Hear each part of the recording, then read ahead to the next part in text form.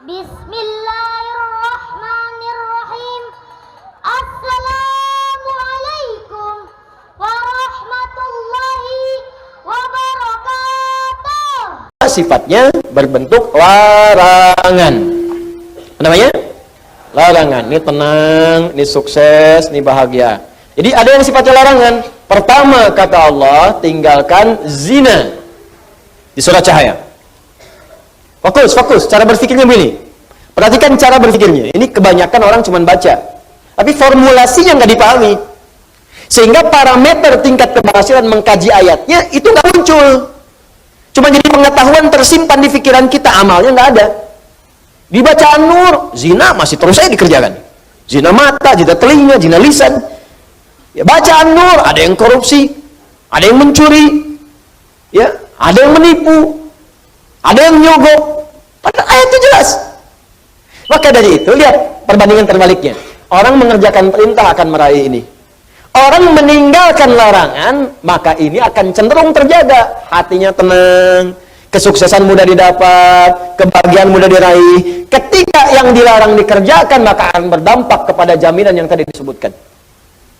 Zina, ketika zina dikerjakan, maka cenderung membuat hati tidak tenang. Makanya orang yang berzina nggak pernah tenang.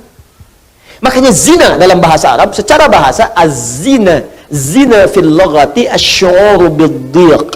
Makna zina secara bahasa yang pertama adalah perasaan yang sempit dalam jiwa. Zina itu bisa ditulis dengan dua cara. Begini, zai, kemudian nun, alifnya ke atas. Ini bahasa orang Najdiyin, zina. Ada bahasa orang Hijaz, zai, kemudian nun, alifnya ke bawah begini, zina. Ya. Bisa ditulis dengan dua cara. Ini alif yang tadi saya sebutkan, alif bisa begini, tegak, bisa begini, ke bawah. Az-zina fil lughati lahu ma'anin katsirah wa minha asy-syu'ur bid-dhiq. Zina secara bahasa memiliki banyak arti. Di antara makna yang paling populer, yang pertama adalah perasaan yang sempit di dalam hati. Makanya orang yang berusaha untuk berzina, awas, hati-hati, melanggar ketentuan Allah, kata Allah tinggalkan, dia kerjakan. Itu pertama akan menyebabkan hatinya terasa sempit, sering gelisah. Makanya jangankan mengerjakan yang secara istilah, benar-benar dikerjakan hubungan seksual. Baru mau muqaddimah saja, mata mau melihat gambar-gambar yang kotor, itu karena hatinya sempit, gelisah, gak mau ketahuan orang. Ya, sembunyi-sembunyi bawah meja, ya, masuk ke kamar sendirian, gak mau orang lihat. Kenapa? Karena sempit. Tuh, kan ketenangannya hilang. Orang tenang itu kan cenderung gelisah. Orang yang tidak tenang cenderung gelisah. Ya kalau orang tenang tuh biasa aja. Lagi baca handphone, mau lihat, gak apa-apa, silakan. Ya, berkata-kata, dengar, gak ada masalah.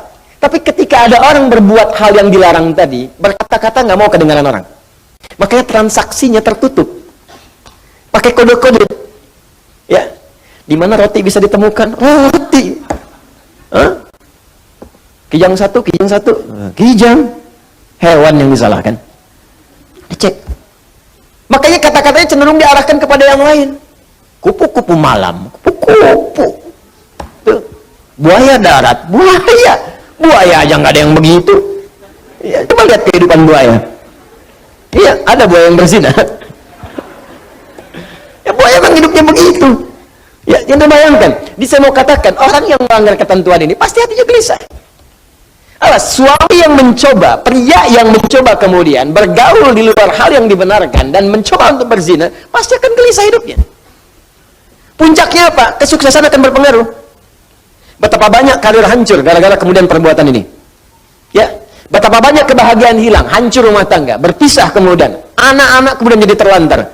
Makanya mikir dulu, kalau ada orang sudah berumah tangga, ada anak, berpikir untuk berbuat yang ini, mikir anak-anak Anda, kasihan. Enggak tega kemudian dia diolok-olok di sekolahnya. Bapak kamu pezina ya? Ibu kamu selingkuh ya? Itu anak Anda mau berbicara seperti apa? Dia masih kecil. Butuh perhatian yang dalam. Makanya orang yang berbuat hal yang seperti ini, pasti pertama akan terganggu kemudian ketenangan jiwanya. Kesuksesannya akan berpengaruh. Kebahagiaannya akan sirna. Dan yang paling dahsyat adalah, biasanya, Ini akan fatal, berpengaruh kepada kecerdasan dan yang lainnya. Ya, bisa kecerdasan kepada otaknya, intelektual, bisa kecerdasan pada emosinya.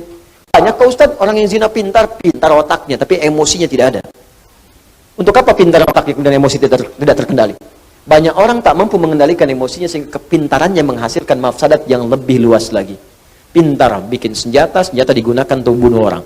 Pintar pakai teknologi digunakan untuk menipu orang lain, merusak dan sebagainya. Maka apa manfaat dari kepintarannya? Tidak ada.